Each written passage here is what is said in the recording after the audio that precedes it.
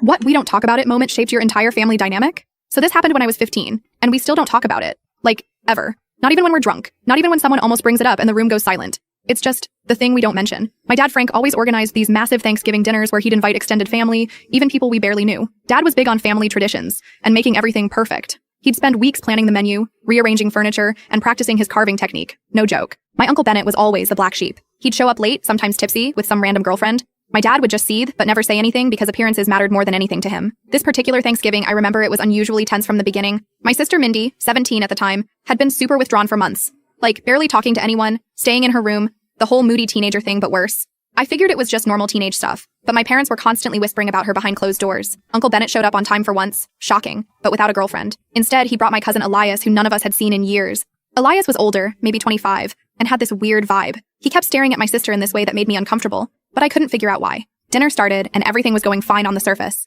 My dad making his stupid jokes, my mom anxiously refilling everyone's plates, me just trying to survive another family function. But there was this undercurrent of something. Mindy wouldn't look up from her plate. Uncle Bennett kept clearing his throat like he wanted to say something important. My dad kept shooting these warning glances at him. Then it happened during dessert. Mindy suddenly stood up, shaking, and announced she couldn't do this anymore. My dad immediately tried to shut her down, telling her to sit, and that now wasn't the time. But Mindy just exploded. She started talking about how Elias had been messaging her online for months, how he'd been flirting with her and trying to get her to meet up with him alone, how he knew she was 17 and his cousin but kept pushing anyway, how she'd told our parents 3 times and they just told her to block him and not cause family drama, how Uncle Bennett had laughed it off when my parents finally confronted him about it, saying Elias was just being friendly and Mindy was misinterpreting things. Elias started denying everything, calling Mindy crazy and attention-seeking. Uncle Bennett backed him up, saying teenagers were always exaggerating for drama. But then, and this is the part that still makes my stomach drop, Mindy pulled out her phone and started reading the actual messages, word for word. Some were so explicit I couldn't believe what I was hearing. My dad stood up and started screaming at Mindy to stop, that she was ruining Thanksgiving, that this wasn't appropriate dinner conversation, not at her cousin for being a creep, but at her for exposing it.